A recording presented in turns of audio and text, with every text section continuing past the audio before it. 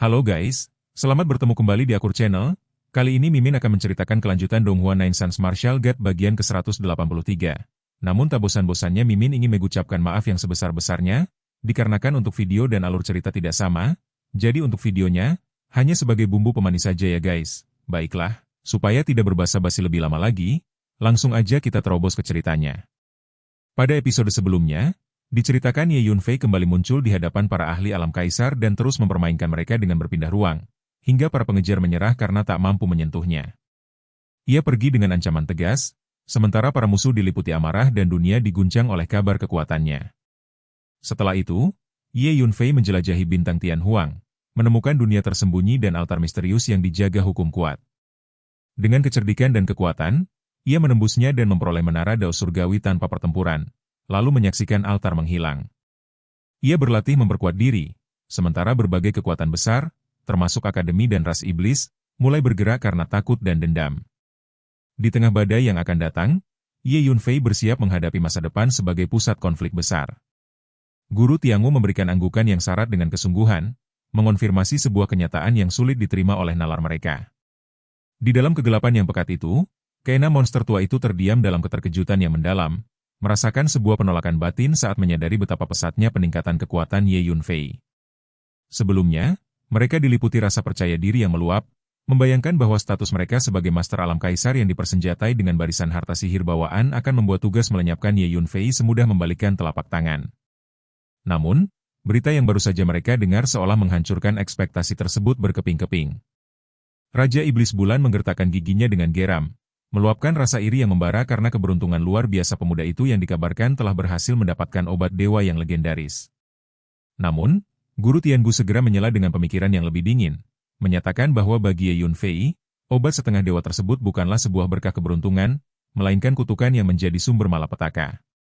Ia memprediksi bahwa saat ini sudah banyak ahli yang mengintai dengan mata haus darah, berniat untuk merampas obat tersebut dari tangannya. Mendengar hal itu, kilat keserakahan mulai menari-nari di mata Raja Iblis Tulang Putih.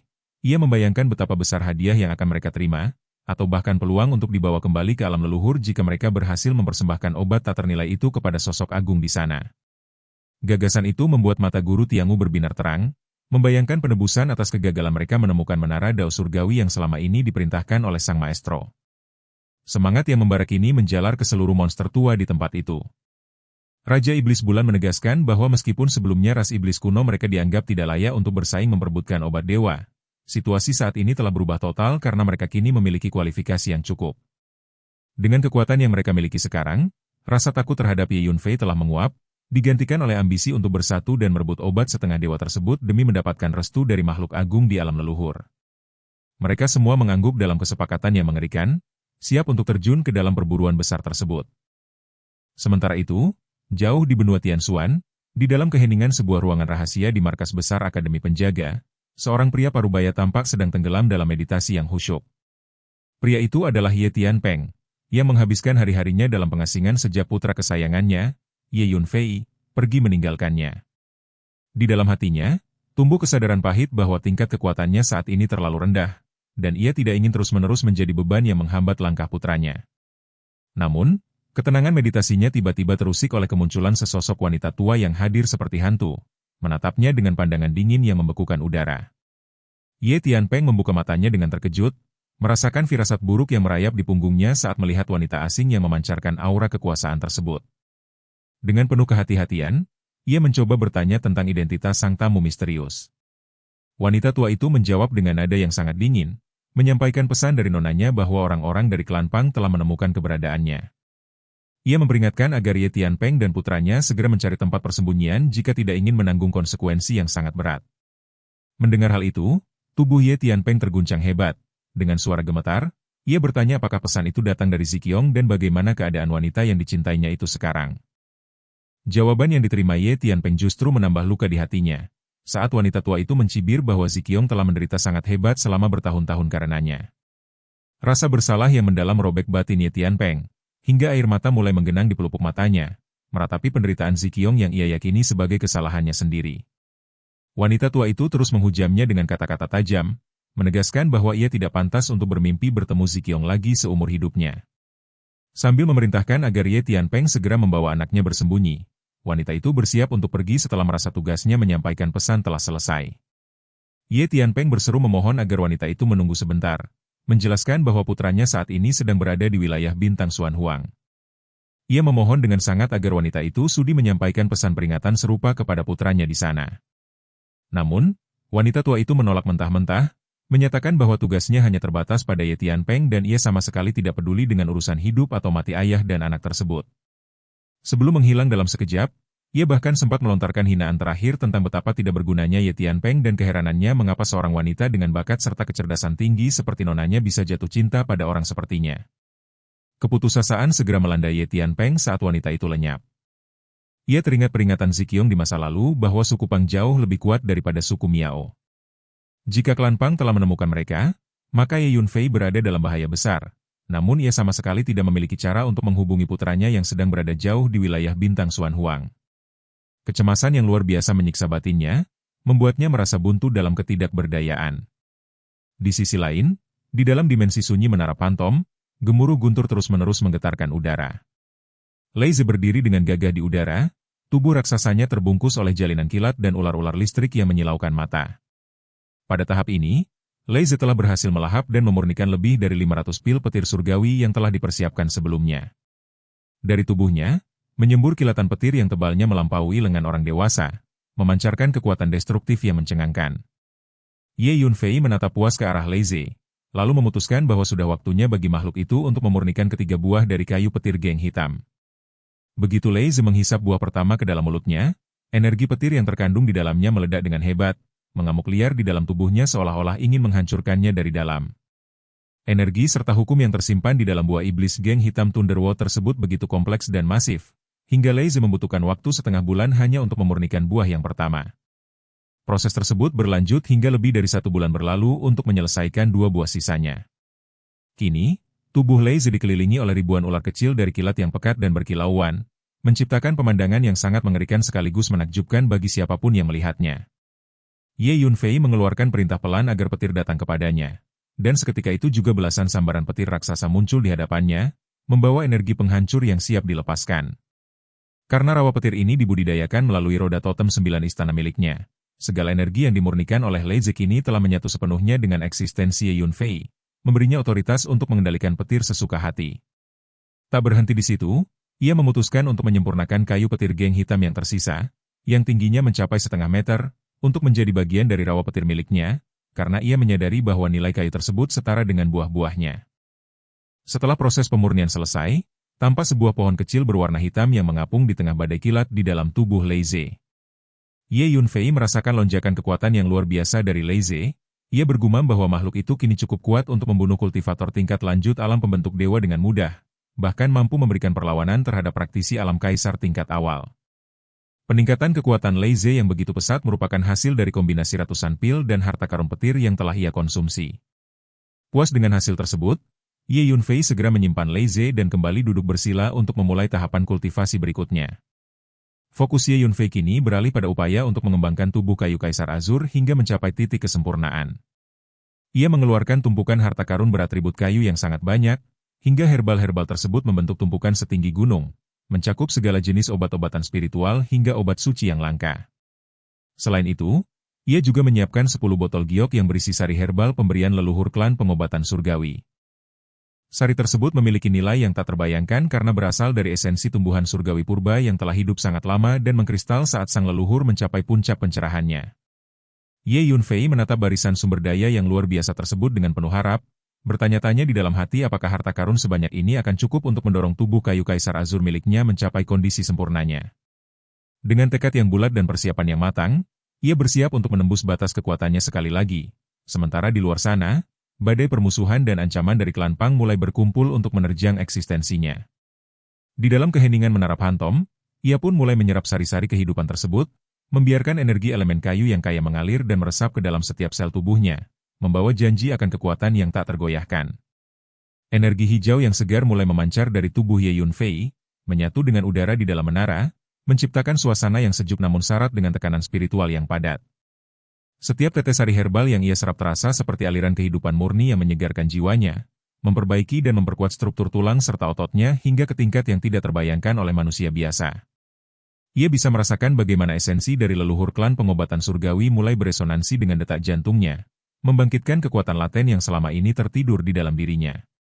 Dalam proses ini, waktu seolah kehilangan maknanya, karena fokusnya hanya tercurah pada transformasi besar yang sedang terjadi di dalam fisiknya. Sambil terus mendalami meditasi, Ye Yunfei mulai memvisualisasikan struktur tubuh kayu kaisar azur yang sedang ia bangun. Setiap lapis sel tubuhnya kini mulai menyerupai serat-serat kayu surgawi yang tak terpatahkan, namun tetap memiliki fleksibilitas yang luar biasa. Energi yang melimpah ini mulai membentuk pelindung alami di permukaan kulitnya, memancarkan cahaya hijau zamrud yang redup namun stabil. Ia menyadari bahwa pencapaian kondisi sempurna ini akan menjadi kunci utamanya dalam menghadapi ancaman-ancaman besar yang menantinya di masa depan, baik itu dari ras iblis kuno maupun dari klan Pang yang misterius. Di kedalaman batinnya, Ye Yunfei juga merenungkan pesan terselubung yang dibawa oleh wanita tua itu kepada ayahnya. Seolah-olah takdir sedang menarik jalinan benang yang mempertemukannya kembali dengan rahasia masa lalu keluarganya. Meskipun ia tidak mengetahui secara pasti kegelisahan yang dialami ayahnya saat ini, insting pendekarnya memberitahu bahwa badai besar sedang menuju ke arahnya. Namun, alih-alih merasa takut, ia justru merasa semakin tertantang untuk segera menyelesaikan kultivasinya dan mencapai puncak kekuasaan yang bisa melindungi orang-orang yang ia cintai.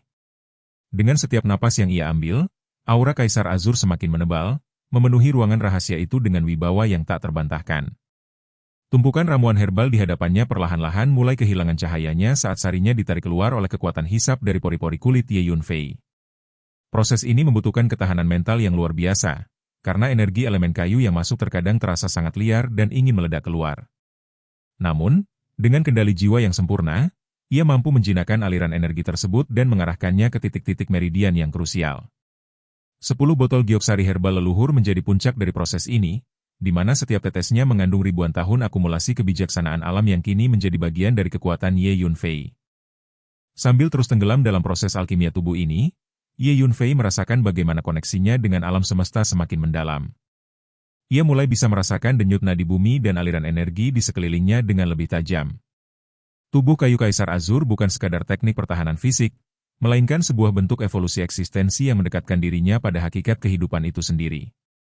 Kekuatan regenerasi yang dahsyat mulai terbangun, menjanjikan kemampuan untuk pulih dari luka-luka fatal dalam hitungan detik. Di bawah perlindungan menara phantom yang sunyi, transformasi ini berjalan dengan lancar, membawa Ye Yunfei selangkah lebih dekat menuju takdirnya sebagai penguasa yang akan mengguncang langit dan bumi.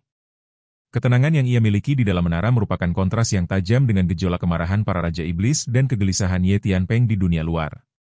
Namun, Ye Yunfei tahu bahwa untuk memenangkan peperangan yang akan datang, ketenangan batin adalah senjata yang paling mematikan. Dengan keyakinan yang tak tergoyahkan, ia terus memurnikan setiap sisa energi yang ada, memastikan tidak ada sedikit pun potensi yang terbuang sia-sia. Cahaya hijau di dalam ruangan itu kini telah menyelimuti seluruh tubuhnya, membentuk kepompong energi yang bercahaya terang, menandakan bahwa tubuh kayu kaisar azur miliknya sedang berada di ambang pencerahan tertinggi. Seiring dengan hampir habisnya persediaan harta karun elemen kayu yang ia siapkan, Ye Yunfei merasakan sebuah getaran hebat yang berasal dari dalam tulang sumsumnya. Ini adalah tanda bahwa transformasi fisiknya telah mencapai tahap akhir. Setiap serat ototnya kini mengandung kekuatan yang setara dengan pohon-pohon kuno yang tak tergoyahkan oleh badai terkuat sekalipun. Ia merasa seolah-olah dirinya telah menjadi pusat dari segala kehidupan, dengan energi hijau yang terus berputar di sekelilingnya dalam pusaran yang anggun namun penuh kekuatan. Harapan besarnya kini hampir menjadi kenyataan, dan ia siap untuk menunjukkan kepada dunia kekuatan sejati dari seorang kaisar azur yang telah bangkit dari kedalaman meditasi. Perjalanan kultivasi ini tidak hanya memperkuat fisiknya, tetapi juga memperluas wawasan spiritualnya. Ia mulai menyadari bahwa setiap tantangan yang ia hadapi adalah bagian dari skenario besar yang sedang ditenun oleh tangan takdir. Keberadaan menara dao surgawi, ancaman ras iblis, hingga misteri klan Pang semuanya saling terkait dalam satu jalinan cerita yang akan segera mencapai puncaknya. Dengan satu hembusan napas panjang yang terakhir, Ye Yunfei memusatkan seluruh sisa energi sarinya ke dalam inti jantungnya, menunggu momen pencerahan sempurna yang akan mengubah statusnya sebagai pendekar selamanya di mata seluruh penghuni jagat raya. Suasana di dalam menara phantom kini dipenuhi dengan keheningan yang agung, sebuah jeda singkat sebelum kekuatan besar itu benar-benar meledak keluar. Ye Yunfei tetap tak bergerak. Sosoknya yang diselimuti cahaya hijau tampak seperti patung dewa kayu yang turun ke bumi.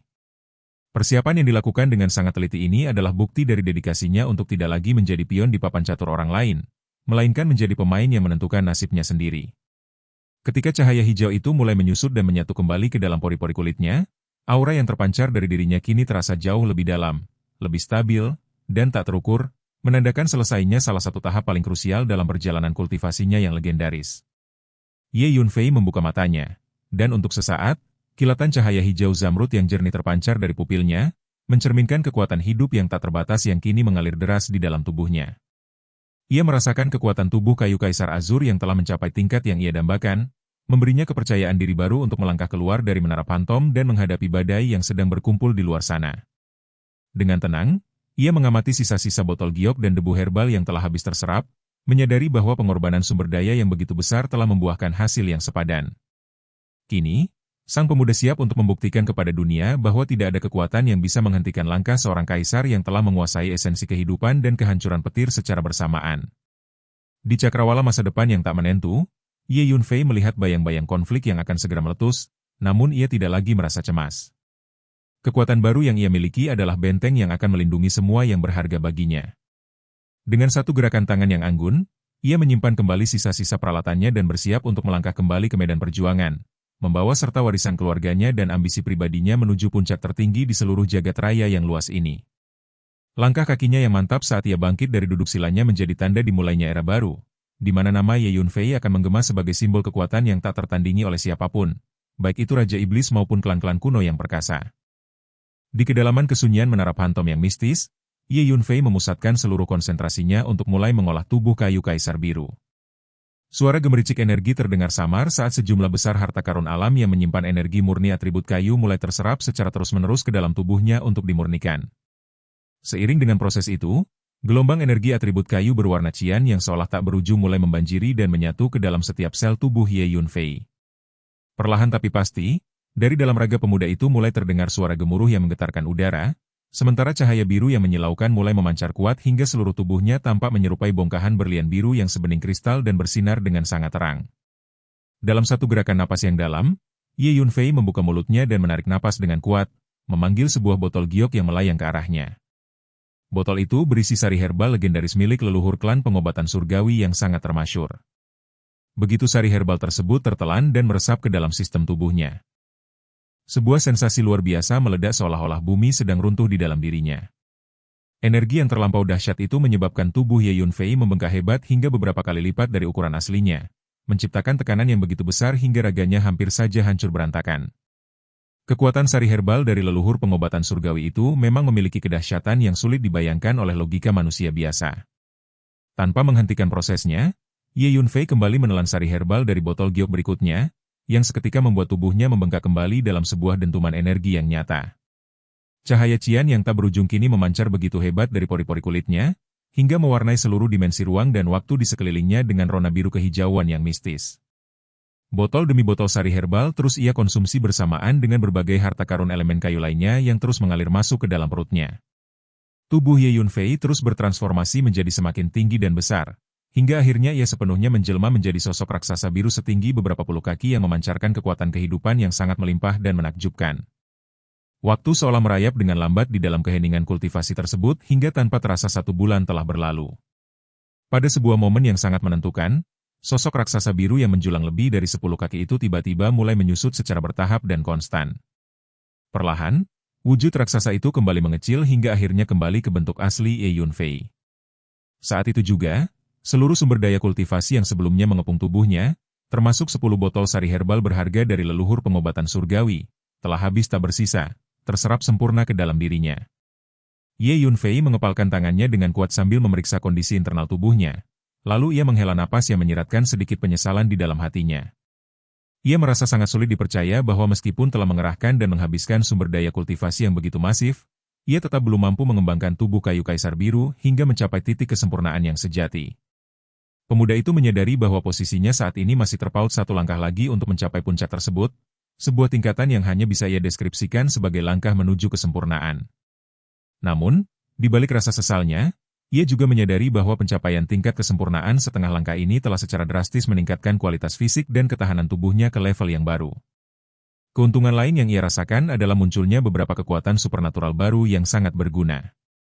Ye Yunfei menyadari bahwa kini ia memiliki kemampuan untuk menyerap seluruh energi atribut kayu dari alam sekitar kapanpun ia butuhkan untuk memulihkan luka fisik dengan sangat cepat. Bahkan, Dengan kondisi fisiknya yang sekarang, ia merasa selama jantung atau kepalanya tidak hancur, segala bentuk cedera lain atau bahkan kehilangan anggota tubuh sekalipun dapat ia pulihkan kembali. Dalam pertempuran di masa yang akan datang, ia merasa cukup hanya dengan melindungi hati dan kepalanya saja, maka tidak akan ada seorang pun yang sanggup membunuhnya. Ye Yunfei bergumam kepada dirinya sendiri dengan nada puas, meresapi hasil gemilang dari kultivasi panjangnya kali ini. Setelah menyelesaikan urusan tubuh fisiknya, Ye Yunfei merasa sudah waktunya untuk mempelajari rahasia di balik menara Dao Surgawi dengan lebih saksama. Ia segera mengeluarkan pagoda emas bertingkat 9 tersebut, meskipun ia menyadari bahwa warnanya kini tampak agak memudar seiring berjalannya waktu.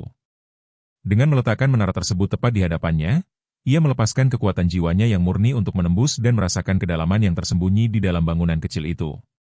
Namun, sebuah kejutan menantinya. Ketika kekuatan jiwanya mencoba masuk, sensasi yang ia rasakan hanyalah kekosongan yang hampa, seolah-olah kekuatan jiwanya adalah seekor lembu lumpur yang masuk ke dalam air dan menghilang tanpa reaksi sedikit pun.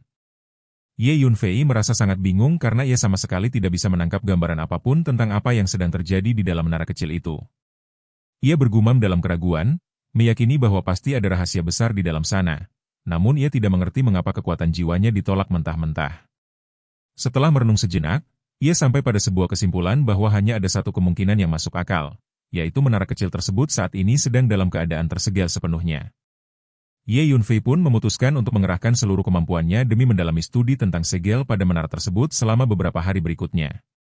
Setelah melakukan pengamatan dan penelitian yang mendalam, Ye Yunfei akhirnya bisa memastikan bahwa dugaannya benar adanya. Menara kecil itu ternyata telah dikunci rapat dengan lebih dari selusin lapisan segel yang sangat rumit dan canggih. Bahkan dengan wawasan dan kemampuannya yang luas, ia menyadari bahwa melepaskan segel-segel tersebut bukanlah perkara yang bisa ia selesaikan dalam waktu yang singkat. Tanpa merusak seluruh lapisan segel itu, mustahil baginya untuk bisa mengintip apa yang sebenarnya tersimpan di dalam menara legendaris tersebut. Kenyataan ini membuat Ye Yunfei akhirnya memahami nasib malang yang menimpa Zhen Xuanzi di masa lalu. Ia mengerti mengapa sosok itu tidak pernah mendapatkan manfaat nyata dari menara Dao Surgawi meski telah memilikinya, dan justru harus berakhir tragis sebagai buronan yang menderita luka serius hingga tewas di tepi benua Tianxuan. Jika Ye Yunfei sendiri saja merasa kesulitan untuk memecahkan segel tersebut dalam waktu dekat, maka sudah pasti Zhen Xuanzi tidak memiliki kesempatan sama sekali.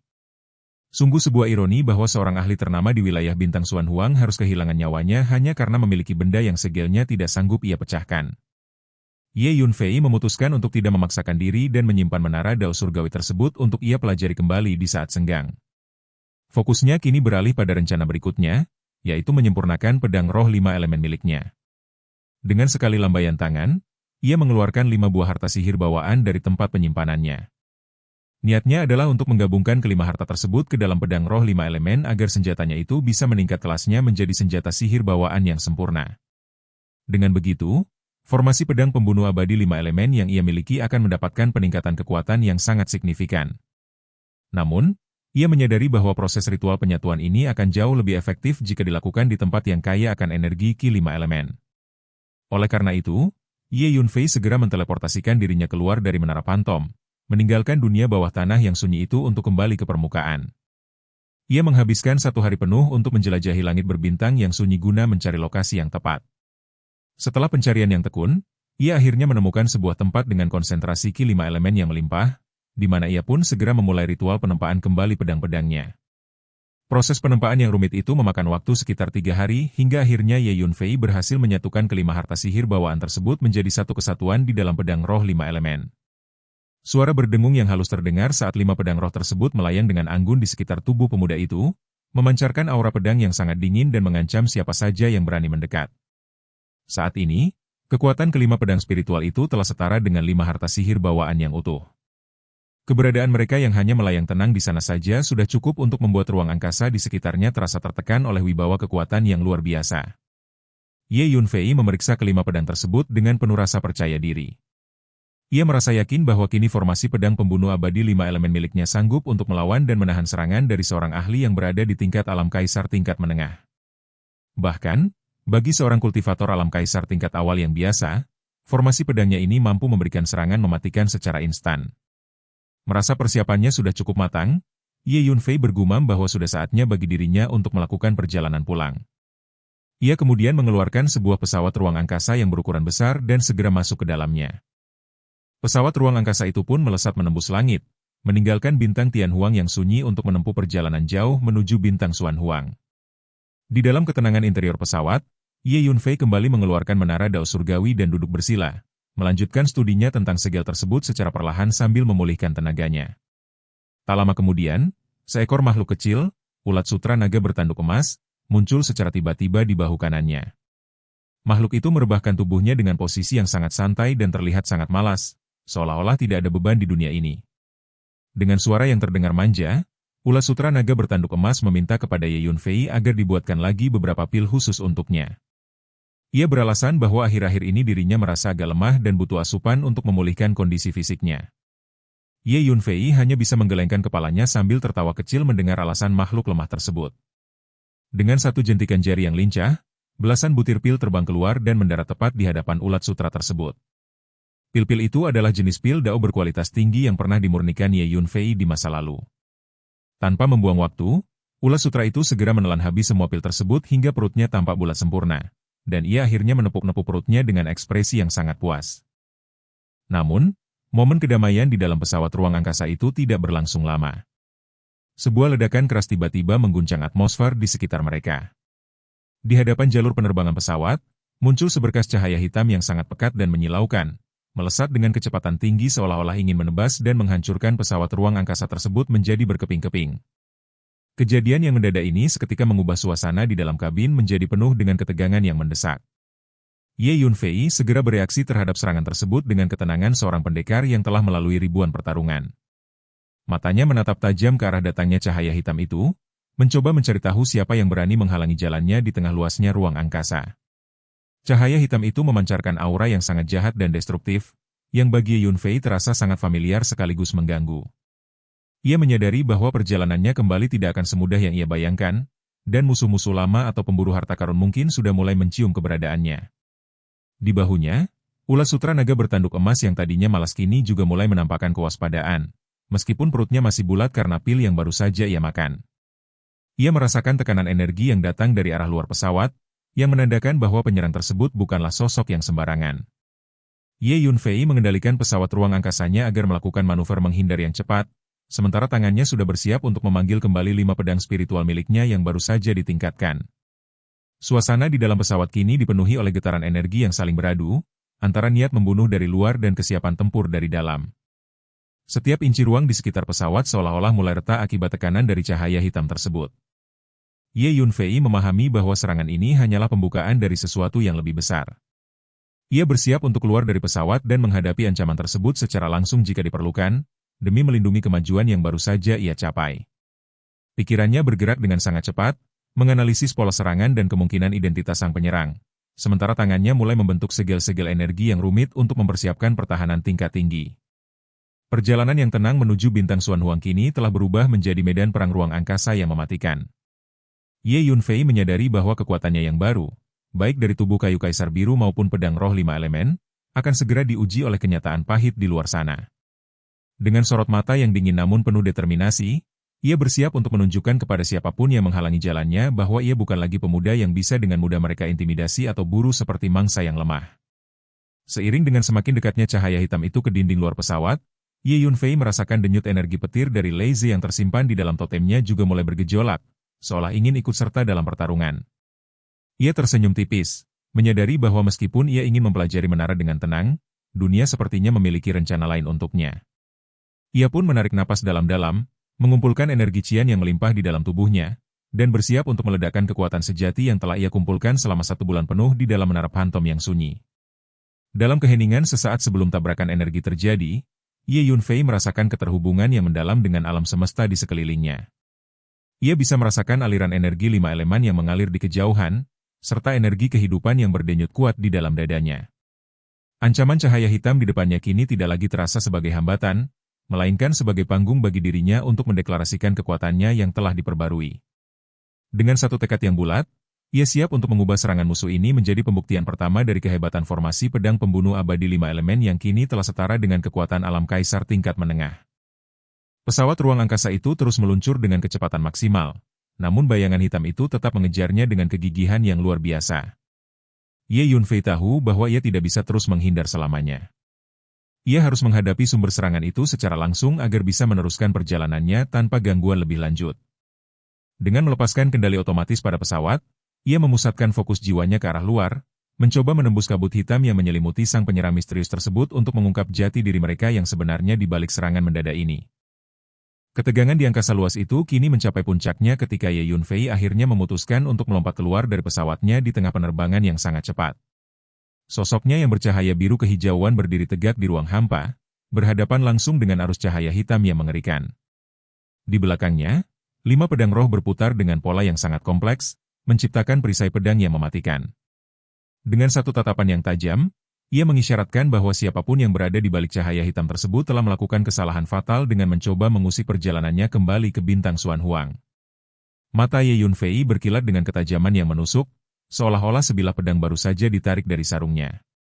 Dalam sekejap mata, sosoknya telah menghilang dari permukaan pesawat ruang angkasa, berpindah ke dalam kabin dengan kecepatan yang melampaui penglihatan manusia. Hampir pada detik yang sama, sebuah ledakan dahsyat mengguncang angkasa sunyi tersebut. Dengan raungan yang memekakan telinga, pesawat ruang angkasa yang kokoh itu hancur berkeping-keping, meledak menjadi serpihan-serpihan kecil yang tak terhitung jumlahnya di tengah kehampaan.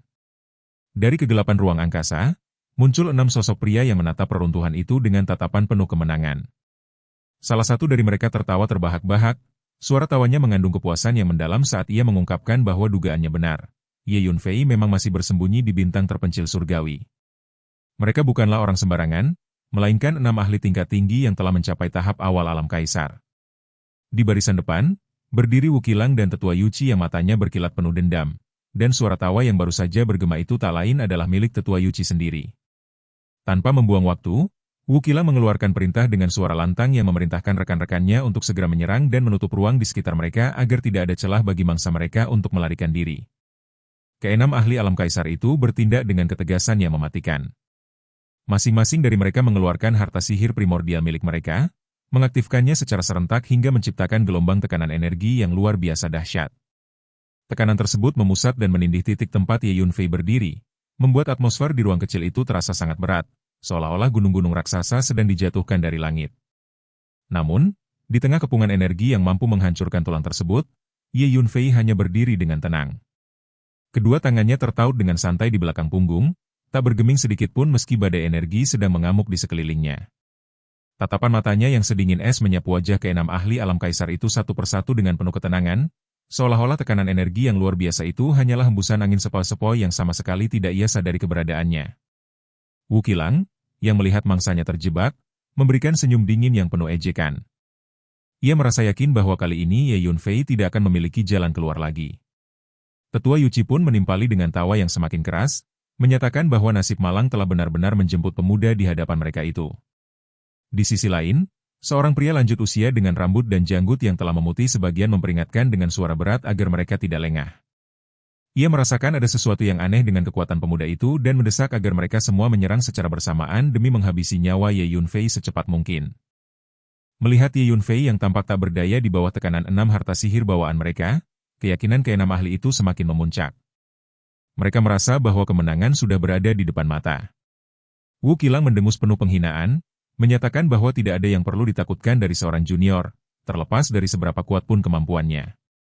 Baginya, mustahil bagi Ye Yunfei untuk selamat dari serangan gabungan 6 orang setingkat mereka. Dengan teriakan yang membakar semangat, Wu Qilang menjadi orang pertama yang melancarkan serangan pembukanya. Sebuah cincin putih raksasa melesat keluar, berputar dengan kecepatan yang luar biasa hingga menciptakan distorsi di udara saat ukurannya terus membesar dan menuju ke arah Ye Yunfei. Mengikuti langkahnya, 5 ahli lainnya tidak mau ketinggalan.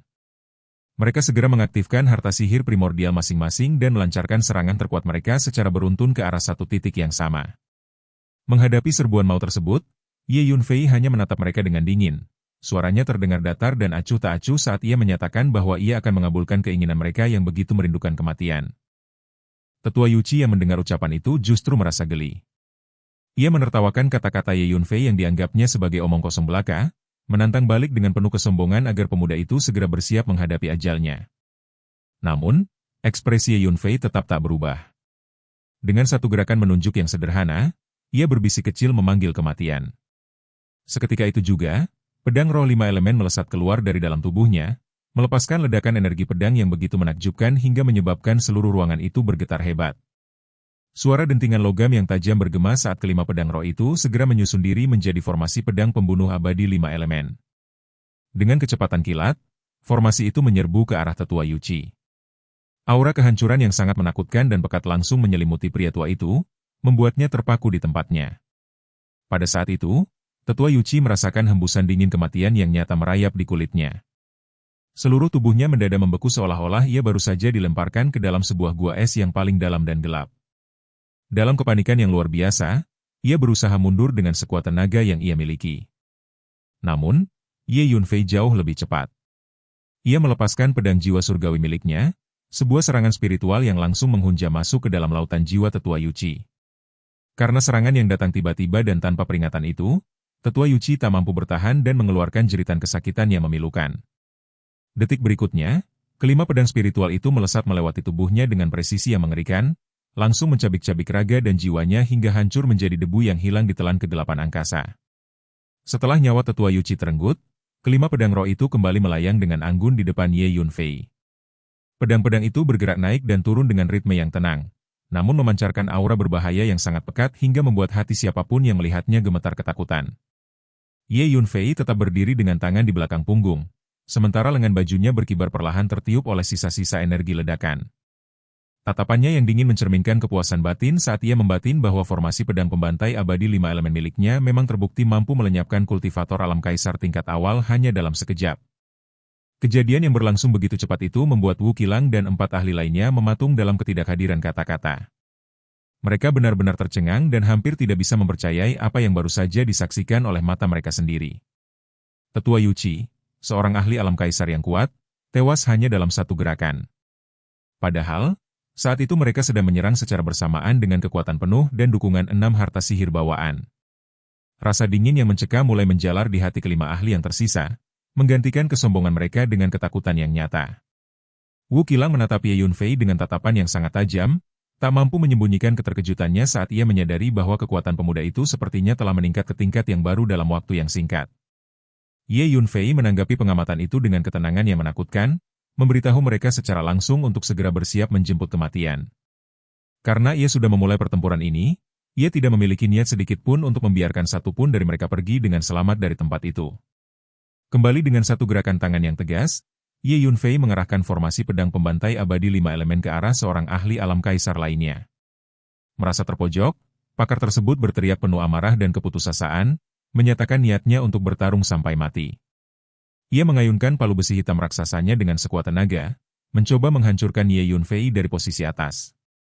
Namun, saat kelima pedang roh itu berbenturan dengan palu besarnya, suara dentingan logam yang menyayat telinga terdengar, dan dengan mata kepala sendiri ia melihat palu besarnya terlempar ke belakang dengan mudah. Formasi pedang pembantai abadi 5 elemen melesat melewati pertahanannya yang hancur, langsung mencabik-cabik tubuhnya menjadi berkeping-keping tanpa sisa. Seorang ahli alam kaisar lagi telah gugur. Keempat ahli yang tersisa kini benar-benar kehilangan keberanian mereka. Ekspresi wajah mereka berubah drastis menjadi penuh ketakutan saat menyadari bahwa mereka sama sekali bukan tandingan Ye Yunfei. Meskipun mereka berjumlah banyak dan memiliki harta sihir yang hebat, mereka dikalahkan secara memalukan hanya dalam beberapa gerakan singkat. Tanpa pikir panjang lagi, keempat orang itu berbalik dan melarikan diri dengan kecepatan penuh, mencoba menjauh dari sang pencabut nyawa tersebut. Ye Yunfei hanya mendengus dingin melihat kepengecutan mereka. Ia segera mengaktifkan jubah bayangan surgawi miliknya, membuat gerakannya menjadi secepat bayangan saat ia mengejar mereka. Ia berhasil menyusul salah satu ahli tersebut dalam hitungan detik. Melihat Ye Yunfei sudah berada tepat di belakangnya, ahli tersebut berteriak ketakutan sembari membawa nama sekte matahari bulan dari wilayah suci bintang Xuan Huang sebagai ancaman agar Ye Yunfei melepaskannya. Namun, ancaman itu sama sekali tidak menggetarkan hati Ye Yunfei. Dengan gerakan yang efisien, ia melepaskan formasi pedangnya dan mengakhiri hidup ahli tersebut, membuat raga dan jiwanya musnah dalam sekejap. Sementara itu, 3 ahli yang tersisa telah berhasil mencapai pesawat ruang angkasa mereka dan memacunya dengan kecepatan penuh ke arah angkasa berbintang yang luas. Ye Yunfei menatap kepergian mereka dengan pandangan dingin, sedikit menyesali karena mereka bisa meloloskan diri dengan cara seperti itu. Ia menyadari bahwa mengejar 3 pesawat ruang angkasa besar yang menuju arah berbeda di tengah luasnya galaksi akan memakan terlalu banyak waktu dan tenaga. Dengan lambaian tangan, Ia menarik 3 harta sihir bawaan milik musuh-musuhnya yang telah tewas ke dalam genggamannya, menyusutkannya hingga mendarat dengan aman di telapak tangannya bersama dengan puluhan cincin spasial yang tertinggal. Ye Yunfei bukanlah tipe orang yang akan membuang-buang jarahan berharga dari musuh yang telah ia kalahkan. Setelah mengumpulkan semua rampasan perang tersebut, ia pun mengeluarkan pesawat ruang angkasa miliknya sendiri, memasukinya, dan melanjutkan perjalanan menuju bintang Xuan Huang. Sambil duduk bersila di dalam kabin, ia merenung dalam diam, menyadari bahwa daya tarik dari obat setengah dewa yang ia miliki memang terlalu kuat untuk diabaikan oleh kekuatan-kekuatan besar. Ia memahami bahwa ke depannya, jalan yang ia tempuh akan dipenuhi oleh lebih banyak lagi masalah dan pengejaran dari berbagai pihak yang haus akan harta. Kesadaran itu membawanya pada sebuah kesimpulan pahit bahwa semua masalah ini terjadi karena ia masih merasa tidak cukup kuat. Ia yakin bahwa seandainya ia memiliki kekuatan yang benar-benar mutlak untuk memusnahkan semua musuhnya dalam sekejap, maka tidak akan ada seorang pun yang berani mencoba untuk memprovokasinya. Sambil menggelengkan kepala dan menghela napas panjang, ia meresapi kenyataan bahwa di dunia ini, kekuatan adalah satu-satunya standar sejati untuk menentukan kesuksesan. Tanpa membuang waktu lebih lama lagi, ia memutuskan untuk fokus pada pengolahan kekuatan Sirakus, Tao Tie. Ye Yunfei memanggil Huang Shang keluar untuk mengambil alih kendali pesawat ruang angkasa, sementara ia sendiri memasuki menara hantu. Di dalam sana, ia mengeluarkan tumpukan sumber daya kultivasi yang melimpah, hasil jarahannya dari negeri dewa yang jatuh, dan membiarkan Tao Tie melahap serta memurnikan semuanya. 2 hari perjalanan berlalu, dan pesawat ruang angkasanya akhirnya memasuki wilayah gurun utara di gugusan bintang Xuan Huang. Pada saat itu, Ye Yunfei telah menghentikan latihannya. Ia menatap Tao Tie raksasa yang berdiri di sisinya, yang kini memancarkan aura energi yang menakutkan dan sanggup mengalahkan ahli alam kaisar tahap awal dengan mudah. Suara raungannya yang seperti badai yang bergulung memberikan sedikit rasa puas di hati Ye Yunfei sebelum ia siap menghadapi tantangan selanjutnya yang telah menunggu di depan mata. Seluruh perjalanan ini kembali menegaskan bahwa setiap langkah yang ia ambil akan selalu diikuti oleh bahaya yang mengintai. Namun Ye Yunfei kini telah jauh lebih siap dari sebelumnya. Peningkatan kekuatan pada pedang roh 5 elemen dan pertumbuhan Tao Tie menjadi modal besar baginya untuk menantang otoritas kekuatan besar yang mencoba menghalanginya. Dengan langkah yang mantap dan tatapan yang penuh determinasi, ia bersiap untuk menjejakkan kakinya kembali di bintang Xuan Huang, membawa serta beban obat setengah dewa dan kekuatan penghancur yang siap dilepaskan kapan saja demi menjaga harga diri dan nyawanya dari gangguan musuh-musuh yang tak kenal lelah mengejarnya di seluruh penjuru alam semesta yang luas ini. Suasana di dalam menara hantu terasa sangat pekat dengan aura kekuatan yang baru saja diserap oleh Tao Tie. Ye Yunfei mengamati makhluk tersebut dengan rasa bangga, menyadari bahwa setiap inci pertumbuhan kekuatannya adalah jaminan keamanan di masa depan. Ia tahu bahwa pertempuran di angkasa tadi hanyalah permulaan dari rangkaian konflik yang lebih besar. Namun, dengan senyum tipis di wajahnya, ia merasa bahwa tantangan semacam itulah yang akan menempa dirinya menjadi sosok yang benar-benar tak terkalahkan. Seorang kaisar yang akan berdiri tegak di atas reruntuhan musuh-musuhnya dan menguasai takdirnya sendiri tanpa perlu lagi takut pada intimidasi dari pihak manapun yang merasa memiliki kekuasaan lebih tinggi darinya di seluruh wilayah bintang yang ia lalui dalam perjalanannya yang legendaris ini. Pikiran Ye Yunfei melayang kembali pada formasi pedangnya yang baru saja teruji. Keberhasilan menghancurkan ahli alam kaisar dalam sekejap memberinya keyakinan bahwa jalur yang ia ambil sudah tepat. Ia tidak lagi peduli dengan aturan-aturan yang ditetapkan oleh sekte-sekte besar. Baginya, siapapun yang menghalangi jalannya hanyalah batu loncatan untuk mencapai puncak. Angin yang seolah berhembus di dalam pikirannya membawa pesan bahwa badai yang lebih besar akan segera datang. Namun kini ia menyambutnya dengan tangan terbuka, siap untuk menunjukkan kepada dunia kekuatan sejati dari seorang pemuda yang membawa beban takdir yang luar biasa berat namun mempesona di pundaknya yang kokoh. Pesawat ruang angkasa itu pun mendarat dengan mulus di tanah gurun utara yang gersang. Debu-debu beterbangan menyambut kedatangan sang pendekar yang baru saja kembali dari pertempuran maut di antara bintang-bintang. Ye Yunfei melangkah keluar dengan wibawa yang tak terbantahkan, setiap jejak kakinya seolah meninggalkan bekas energi yang dalam di atas pasir. Ia tahu bahwa kepulangannya ini tidak akan luput dari pengawasan, namun ia justru sengaja ingin dunia melihat bahwa ia telah kembali, lebih kuat dan lebih mematikan dari sebelumnya. Perjalanan panjangnya masih jauh dari kata selesai, namun untuk saat ini, ia telah memenangkan satu pertempuran krusial yang akan mengubah peta persaingan di gugusan bintang Xuan Huang selamanya. Setiap helai pakaian Ye Yunfei yang tersisa dari pertarungan itu kini menjadi saksi bisu atas keberaniannya. Ia menatap ke langit luas, menyadari bahwa di balik keindahan bintang-bintang tersimpan bahaya yang tak terhitung jumlahnya. Namun, dengan Tao Tie di sisinya dan pedang roh yang haus akan darah musuh, ia merasa siap untuk menuliskan sejarah barunya sendiri.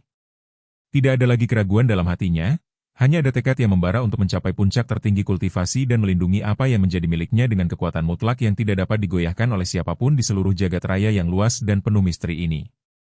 Tepat ketika langkah Ye Yunfei kembali menginjakan kaki di tanah wilayah bintang Xuan Huang, sebuah tabir besar di sudut alam semesta yang jauh mulai tersingkap.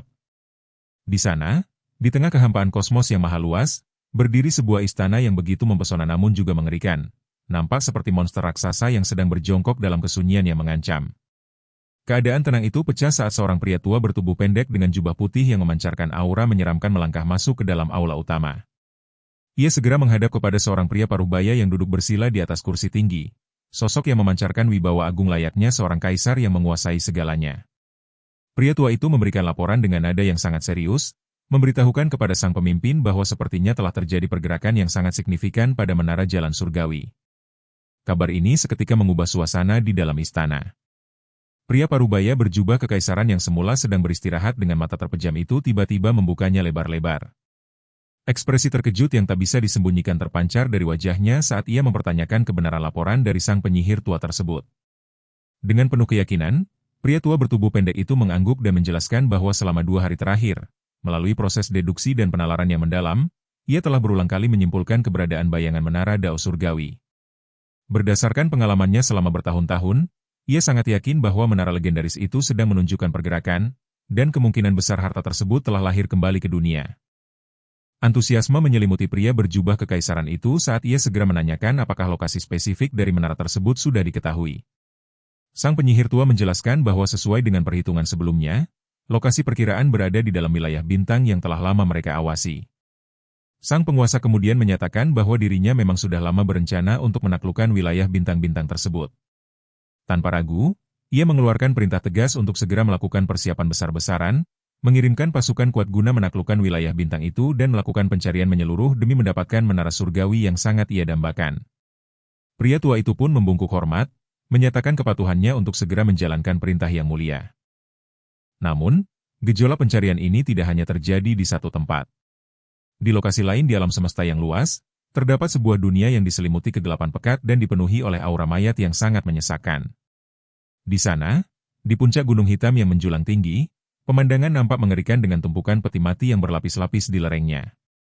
Bendera-bendera putih pucat berkibar di tiup angin, menciptakan suasana mencekam yang sanggup membuat bulu kuduk siapapun berdiri. Sesosok lelaki tua berpakaian jubah hitam putih dengan wajah sepucat kertas melayang turun menuju puncak gunung tersebut. Ia tiba di depan sebuah peti mati berukuran besar dan melaporkan kepada Raja Mayat bahwa dalam meditasinya hari itu, ia telah memperoleh petunjuk yang sangat penting. Ia meyakini bahwa menara jalan surgawi telah tercipta kembali. Dari dalam peti mati yang dingin itu, terdengar suara menyeramkan yang menggema perlahan, menegaskan bahwa menara Dao Surgawi adalah harta paling berharga di alam semesta mereka. Karena harta itu kini telah lahir, mereka tidak boleh melepaskan kesempatan emas tersebut. Perintah pun turun untuk segera mengirimkan pasukan guna menemukan menara itu dan membawanya kembali ke dunia kegelapan mereka. Pria tua berjubah hitam putih itu pun berbalik pergi untuk segera melaksanakan tugas tersebut. Sementara itu, di sebuah istana yang dipenuhi oleh energi spiritual yang murni, suasana terasa begitu tegang dengan kehadiran sekitar selusin ahli bela diri yang memancarkan aura dingin, tajam, dan mendominasi. Di tengah ruangan, seorang pria parubaya bertubuh tegap duduk dengan aura yang mengesankan. Ia mengumumkan kepada semua yang hadir bahwa sesepuh klan baru saja mengirimkan kabar setelah mengaktifkan altar leluhur selama 2 hari terakhir. Hasilnya, sebuah petunjuk penting telah didapatkan bahwa menara jalan surgawi kemungkinan besar sudah muncul ke permukaan. Nama menara Tiandao seketika memicu keterkejutan di antara para praktisi bela diri yang hadir. Sang pemimpin menekankan bahwa nilai dari harta tersebut benar-benar tak terukur, sehingga mereka tidak boleh membiarkan kesempatan ini berlalu begitu saja. Ia memerintahkan agar segera dikirim utusan untuk mencari menara tersebut dan mengerahkan segala upaya agar bisa memboyong menara Dao Surgawi ke pihak mereka. Semua ahli yang hadir mengangguk serentak, menyetujui rencana besar yang penuh ambisi tersebut. Di saat berbagai kekuatan besar di alam semesta mulai bergerak, Ye Yunfei sendiri baru saja tiba kembali di kompleks gua bawah tanah yang terletak di hutan belantara utara, wilayah bintang Xuan Huang. Kehadirannya segera disadari oleh tetua Tangwu dan pemimpin sekte Tanah Tebal. Dengan wajah yang berbinar gembira, kedua tokoh tersebut bergegas menghampiri Ye Yunfei sambil berseru penuh kelegaan karena melihat pemuda itu kembali dengan selamat.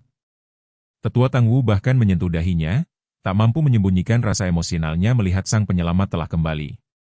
Penguasa bumi tebal tertawa dengan nada yang penuh semangat, mengingatkan kembali keyakinannya sejak lama bahwa Ye Yunfei adalah sosok jenius yang selalu mampu menciptakan keajaiban, sehingga ia tidak akan mudah terluka dalam keadaan apapun. Mendengar sanjungan itu, Ye Yunfei hanya tertawa kecil dan membalas dengan nada santai bahwa dirinya memang tangguh dan tidak akan membiarkan masalah menimpanya dengan mudah. Setelah suasana sedikit mencair, Ye Yunfei melambaikan tangannya dan mengeluarkan ratusan cincin spasial yang berisi berbagai material langka dan berharga. Ia meminta tetua Tangwu untuk menjaga sumber daya tersebut dan mendistribusikannya kepada semua orang sesuai dengan kebutuhan masing-masing. Saat tetua Tangwu dan sang pemimpin sekte menggunakan kekuatan jiwa mereka untuk memeriksa isi dari ratusan cincin tersebut, mereka benar-benar terpaku dalam kebisuan. Nilai harta karun yang dikumpulkan Ye Yunfei sangatlah fantastis hingga sulit untuk dibayangkan oleh akal sehat. Namun, mengingat Ye Yunfei kini telah memiliki kekuatan yang sanggup menumbangkan master dari alam kaisar, rasa terkejut mereka perlahan berganti menjadi rasa kagum yang mendalam. Namun, momen kedamaian itu terusik saat seorang prajurit yang datang berlari dari kejauhan dengan napas yang terengah-engah dan raut wajah yang menunjukkan ketergesaan yang luar biasa. Prajurit itu sempat terkejut melihat kehadiran Ye Yunfei dan segera memberikan hormat yang paling dalam, karena bagi semua orang di gua bawah tanah itu, Ye Yunfei adalah sosok sentral yang paling dihormati. Tetua Tangwu segera menanyakan apa yang terjadi hingga prajurit bernama Tangking itu nampak sangat terburu-buru. Dengan napas yang masih memburu, Tangking melaporkan bahwa ia telah berhasil menemukan keberadaan Wu Heishan dan kelompoknya. Namun berita yang ia bawa bukanlah kabar baik karena situasi mereka saat ini sedang sangat terpuruk. Wajah Ye Yunfei seketika berubah menjadi muram saat mendengar kabar tersebut. Ia menuntut penjelasan lebih lanjut mengenai apa yang telah menimpa rekan-rekannya. Tangking menjelaskan bahwa Wu Heishan dan anak buahnya nampaknya telah menyinggung sosok yang sangat berpengaruh, dan kini mereka berada dalam bahaya yang sangat besar. Tangking yang merasa kekuatannya terlalu lemah untuk membantu memilih untuk segera kembali dan melaporkan kejadian tersebut. Ye Yunfei kemudian mengalihkan pandangannya kepada penatua Tangwu untuk mencari penjelasan mengapa teman-temannya berada di luar gua. Tetua Tangwu dengan nada penuh penyesalan menjelaskan bahwa beberapa waktu lalu Ye Yunfei pernah menyarankan agar setiap orang mencari kesempatan untuk mendapatkan pengalaman di dunia luar. Setelah pengumuman itu dibuat, banyak anak muda, termasuk Wu Heishan, Wen Zi, dan Du Guhuan, mendesaknya agar diizinkan keluar untuk melatih diri. Meskipun tetua Tangwu sudah mencoba membujuk mereka agar tetap tinggal, mereka tetap bersikeras hingga akhirnya ia terpaksa memberikan izin. Namun, sejak 2 hari yang lalu, ia mulai merasakan firasat buruk setelah mendengar kabar dari Tian Huang Xingchen dan segera mengirim orang untuk menjemput mereka pulang. Tetapi baru sekarang Tangking membawa kabar tentang kondisi mereka yang kritis. Dengan nada yang syarat akan rasa bersalah, Tetua Tangwu meminta maaf kepada Ye Yunfei karena merasa telah gagal menjaga teman-temannya dengan baik. Ia sangat menyadari betapa dekatnya hubungan Ye Yunfei dengan Wu Heishan dan yang lainnya, dan ia merasa bertanggung jawab atas apapun yang mungkin terjadi pada mereka. Namun, Ye Yunfei merespons dengan bijak, menyatakan bahwa Tetua Tangwu tidak bersalah karena saran untuk mencari pengalaman itu memang datang dari dirinya sendiri setelah ia kembali dari alam iblis kuno. Tanpa membuang waktu lebih lama lagi, Ye Yunfei segera memerintahkan Tangking untuk membawanya menuju lokasi di mana Wu Heishan dan yang lainnya berada. Tangking yang mengetahui betapa luar biasanya kekuatan Ye Yunfei merasa sangat gembira dan langsung mengangguk setuju. Sebelum berangkat, Ye Yunfei memancarkan aura yang sangat dingin dan mengerikan, matanya berkilat penuh ancaman. Ia bergumam dengan nada yang sanggup membekukan udara, menyatakan bahwa ia tidak peduli siapapun lawan yang sedang mereka hadapi. Jika benar Wu Heishan dan teman-temannya disakiti, ia bersumpah akan mencabut nyawa orang tersebut beserta seluruh kekuatan di belakangnya hingga tak ada yang tersisa di dunia ini. Keinginan Ye Yunfei untuk melindungi teman-temannya kini telah membakar amarah yang besar di dalam dirinya. Setiap langkahnya menuju pintu keluar gua terasa syarat dengan energi yang menekan. Ia tahu bahwa dunia luar mungkin sudah berubah menjadi medan pertempuran karena kemunculan menara Dao Surgawi, namun keselamatan Wu Heishan tetap menjadi prioritas utamanya saat ini.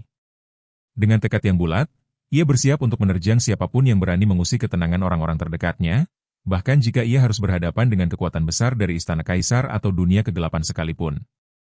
Kepergian Ye Yunfei dari kompleks gua tersebut meninggalkan suasana yang syarat dengan kekhawatiran namun juga harapan di hati Tetua Tangwu dan para pengikutnya. Mereka tahu bahwa ketika Ye Yunfei marah, maka badai besar akan segera datang menerjang musuh-musuhnya. Di sisi lain, Tangking memimpin jalan dengan kecepatan maksimal, memandu Ye Yunfei menembus belantara menuju lokasi konflik yang sedang berlangsung.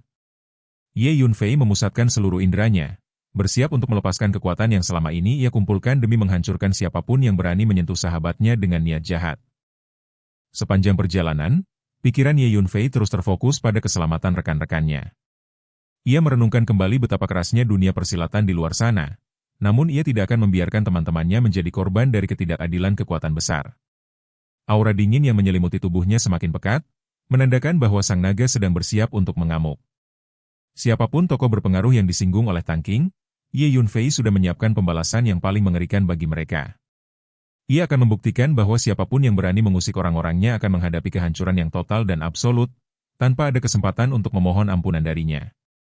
Langkah kaki Ye Yunfei terasa begitu ringan namun pasti, seolah-olah bumi sendiri memberikan jalan bagi kemurkaannya yang sedang membara. Tang Qing yang berada di depannya sesekali melirik ke arah Ye Yunfei dengan rasa kagum sekaligus ngeri melihat tatapan dingin yang dipancarkan oleh pemuda itu. Mereka terus bergerak cepat melintasi hutan dan lembah, menuju sebuah titik di mana takdir teman-temannya sedang dipertaruhkan. Di dalam hati Ye Yunfei, hanya ada satu tujuan, menyelamatkan Wu Heishan dan menghapuskan siapapun yang menjadi penyebab penderitaan mereka dari muka bumi ini selamanya. Setiap detak jantung Ye Yunfei kini beresonansi dengan amarah yang dingin. Ia menyadari bahwa sebagai tokoh sentral, tindakannya akan memicu reaksi besar di seluruh wilayah bintang, namun ia sama sekali tidak peduli. Baginya, kesetiaan kepada teman adalah hal yang paling suci. Sambil terus memacu kecepatannya, ia mulai memvisualisasikan medan pertempuran yang mungkin akan ia hadapi.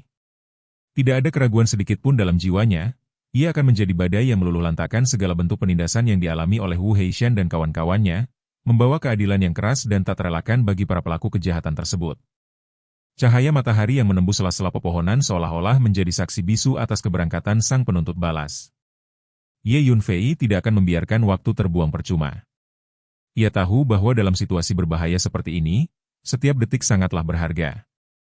Dengan kekuatan yang telah mencapai tingkat Master Alam Kaisar, ia merasa memiliki kewajiban moral untuk berdiri di depan sebagai pelindung.